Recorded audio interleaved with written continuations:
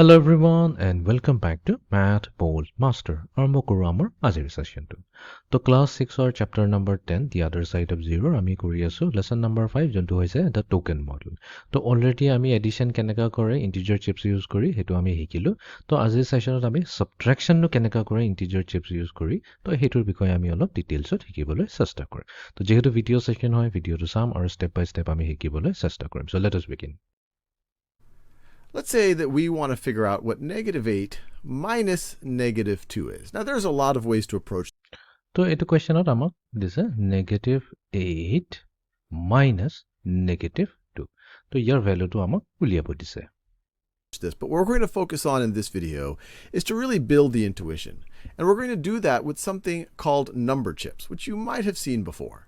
So the first thing is I'm going to represent negative 8 with number chips. Well, number chips, I can either have a negative number chip like that, or I could have a positive number chip like that. And if you have one negative and one positive, if you were to combine these two, they could essentially cancel out to just 0 because So, আমি কি কৰিম এই subtraction to কৰিব কাৰণে আমি number chips use কৰিম number chips কি নহয় আমি তো already cover কৰিয়ে থৈছো তথাপিও এটা quick recap এটা আমি কৰিলো so let's say আমাৰ তাত যদি এটা positive integer থাকে বা positive number এটা থাকে +1 তো এই +1 টোক আমি এটা কি কৰো সাৰ্কুলাৰ ভিতৰত এটা প্লাস দি দিও মানে এটা টোকেন এৰে কো তো এটোই হকল আমাৰ এটা পজিটিভ ইন্টিজাৰ চিপ আৰু যদি আমি -1 দেখুৱাবলৈ বিচাৰো তেনেহলে আমি কি কৰিম সেম টোকেনটো লম বাট সাইনটো কি কৰি দিম এবাৰ নেগেটিভ কৰি দিম আৰু এটা বস্তু মনত ৰাখিলে হল যেহেতু +1 1 ৰ লগত যদি ইয়াৰ এডিটিভ ইনভাৰ্সটো যোনটো হৈছে -1 দুটাক যদি এড কৰি দিও আমাৰ আনসাৰ আহে 0 তো তাৰ মানে এটা পজিটিভ number chip আৰু এটা negative number chips ইহত দুটা কি হ'ব যেতিয়া লগ খাব ইহত দুটা combined value টো আমাক দিব 0 এই বস্তুটো মনত ৰাখিলে হল They are opposites of each other. And we've looked at that in other videos. But let's go to actually representing this up here. So negative 8 could be represented as 8 of these negative number chips.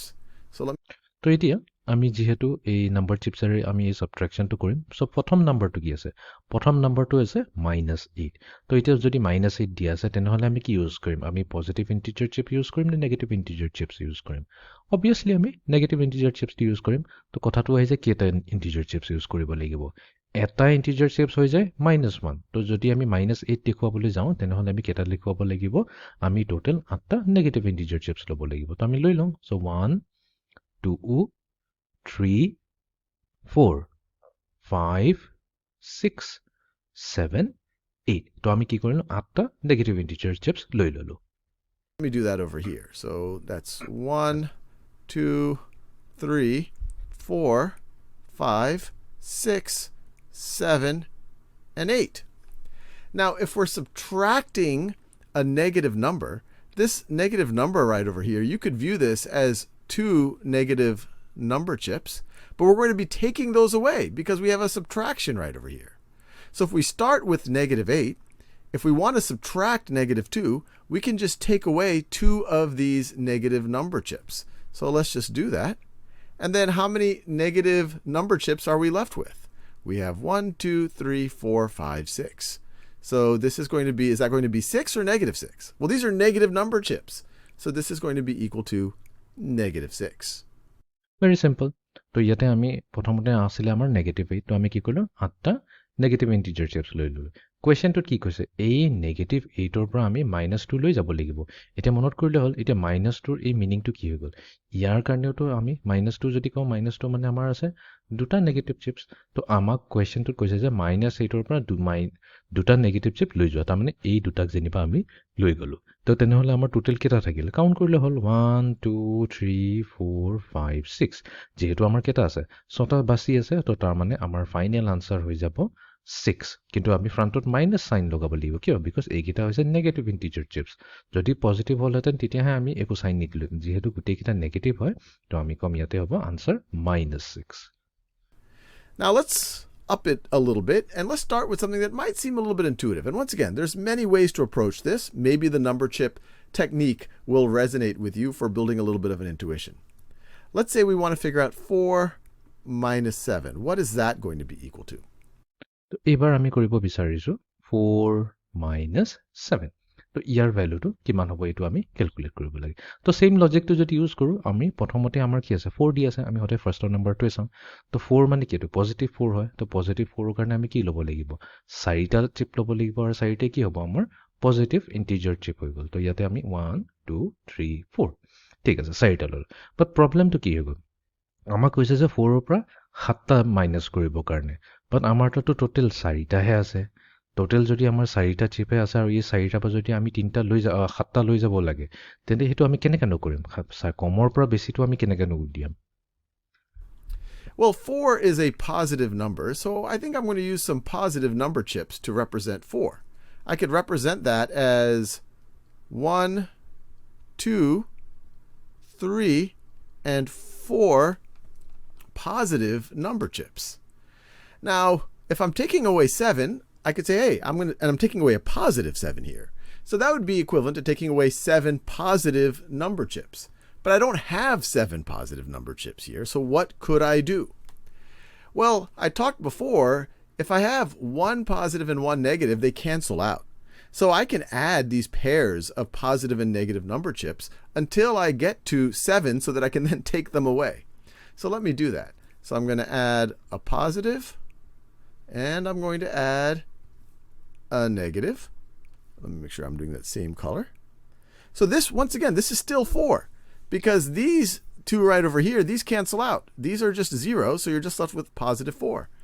তো ইয়াতে আমি আকৌ প্ৰবলেমটো বুজিলো 4 - 7 তাৰ মানে অৰিজিনালি আমাৰ 4টা positive integer chips আছে ইয়াৰ পৰা আমি 7টা পজিটিভ ইন্টিজাৰ চিপছ লৈ যাব লাগিব মানে মাইনাস কৰিব লাগিব বাট আমাৰ তাত যেহেতু অনলি 4 আছে তেনেহলেতো আমাৰ তাত 3টা কম আছে তো আমি কি কৰিম ইয়াতে আমি অলপ এক্সট্ৰা কো এড কৰি দিম তো আমি ইয়াতে এক্সট্ৰা লেটস সে এটা পজিটিভ চিপ এটা দি দিলো ঠিক আছে বাট অৰিজিনালিটো 4 আছিল এক্সট্ৰা যদি দিছা তো এইটো প্ৰবলেম হৈ যায় তো আমি হেতু নিউট্ৰেলাইজ কৰিব লাগিব যাৰ কাৰণে আমি কি কৰিম এটা নেগেটিভ চিপ লম বিকজ এটো আমি অলৰেডি কৈ থৈছো এটা পজিটিভ আৰু এটা নেগেটিভ যদি দিও হেতু হতে 0 হৈ যায় তো তাৰ মানে আমি যে এড কৰিলো এটা এক্সট্ৰা পজিটিভ চিপ হেতুক আমি আকৌ যদি মাইনাসও কৰিটো তো ঘুৰি পকি আমাৰ তাত এই 4টাই থাকিব বাট কিলিনো আমি কৰিছো অলপ পিছত ক্লিয়াৰ হৈ যাব আমি এতিয়া কি এটা এক্সট্ৰা এড কৰি দিয়া লগে লগে আমাৰ এটা কি এটা পজিটিভ চিপ আহি গ'ল 1 2 3 4 5 পাঁচটা হৈ গ'ল ঠিক আছে আমাক কেটা লাগে টোটেল 7 লাগে 7 ৰ পৰা আমি 7 ওলাব পাৰিম তো আমি কি কৰি দিম আৰু এটা পজিটিভ চিপ লগাই দিম obviously পজিটিভ লগাইছে তো আমি নেগেটিভ লগাবই লাগিব বিকজ এটো এক্সট্ৰা কো আমি নিজৰ ফালৰ পৰা এড কৰি গৈ আছো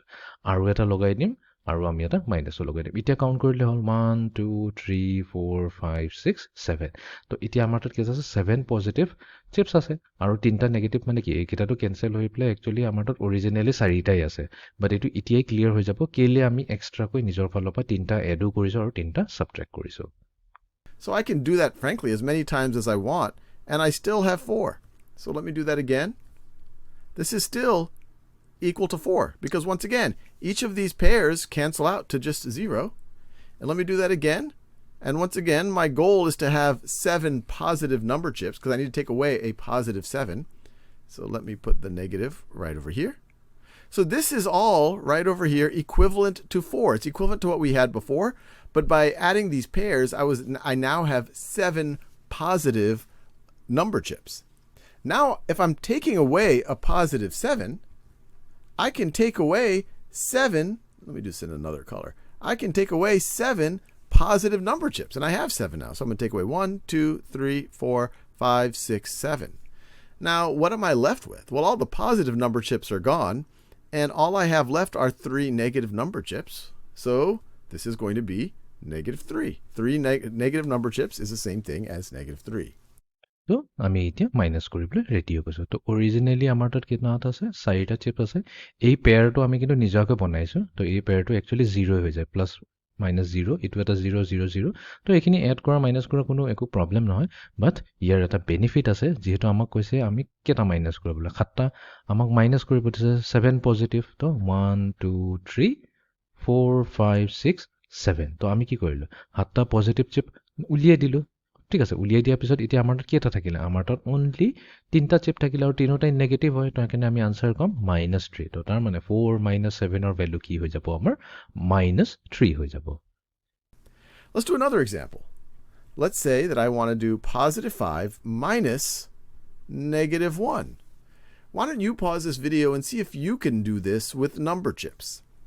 তো তো এতিয়া আৰু এটা আমি কুৱেশ্যন কৰিলোঁ ফাইনেল কুৱেশ্যন আমাক দিছে 5 minus -1 ঠিক আছে তো এইটো আমি নিজে ট্ৰাই কৰি লওঁ কৰিবৰ কাৰণে ঠিক আছে ভেৰি চিম্পল 5 আছে তো যিহেতু প্ৰথম নাম্বাৰটো আমি সদায় ফাৰ্ষ্ট নাম্বাৰৰ পৰাই চাব লাগিব যেনেকৈ -8 আছিলে আমি 8টা নেগেটিভ চিপ লৈছিলোঁ পজিটিভ 4 থকাৰ কাৰণে 4টা প্ৰথমতে আৰম্ভ কৰিছিলোঁ সেইকাৰণে আমি সদায় ফাৰ্ষ্ট নাম্বাৰটোৰে আৰম্ভ কৰিম 5 আছে তো আমি কি কৰিম 5টা পজিটিভ ইণ্টিজাৰ চিপছ লৈ লওঁ তো এইটো হৈ গ'ল প্লাছ 1 2 3 4 and 5 হৈ গ'ল অ'কে নেক্সট ইয়াতে কি কৈছে আমি মাইনাছ কৰিব লাগিব -1 ঠিক আছে মাইনাছ কৰিব লাগিব ঠিক আছে তেনেহ'লে তো আমি ইয়াতে -1 এটা ইয়াৰ পৰা উলিয়াই ল'ব লাগিব এতিয়া প্ৰব্লেমটো কি হৈছে আমাৰ তাততো গোটেইখিনি পজিটিভ চিপছ আছে বিকজ এইটোৰ মিনিংটো কি হৈ গ'ল এই -1টোৰ মিনিং একচুৱেলি হৈছে আমি এটা নেগেটিভ চিপ এটা ইয়াৰ পৰা মাইনাছ কৰিব লাগিব বাট আমাৰ তাতো নেগেটিভ নাই আমাৰ তাতো গোটেইখিনি পাছতে পজিটিভে হয় তো একো প্ৰব্লেম নাই আমি কি কৰিম ঠিক আছে আমাক যিহেতু এটা মাইনাছ লাগেতো গুচাবৰ কাৰণে তো আমি ইয়াত এক্সট্ৰাকৈ এটা পজিটিভ লৈ ল'ম আৰু এটা মাইনাছ এটা লিখি দিম বিকজ অৰিজিনেলি আমাৰ এইখিনি আছে এইটো আমি নিজৰ ফালৰ পৰা দিছোঁ বিকজ প্লাছ আৰু মাইনাছটো 0 হৈ যায় বাট এইটো কৰি দিয়াৰ লগে লগে কি হৈ যায় আমাৰ তাত এটা এক্সট্ৰা নেগেটিভ এটা আহি যায় এতিয়া যিহেতু আমি কি কৈছোঁ ইয়াতে মাইনাছ কৰিব লাগিব এই নেগেটিভটোক মাইনাছ কৰি দিলে হৈ গ'ল নেগেটিভটো মাইনাছ কৰিলে আমাৰ এতিয়া কেইটা পজিটিভ চিপ থাকিলে 1 2 3 4 5 6 তো আমাৰ তাত যিহেতু 6টা আছে তো তেনেহ'লে আমাৰ ফাইনেল আনচাৰ হৈ যাব লাগে 6 তথাপি আমি ভেৰিফাই কৰিলে হয়নে নহয় সঁচাকৈ All right. Well, let's first represent that positive 5 with 5 positive number chips. So that's 1, 2, 3, 4, and then 5. Now, we're not taking away a positive number. If we were taking away a positive number, we could just take away some of these positive number chips.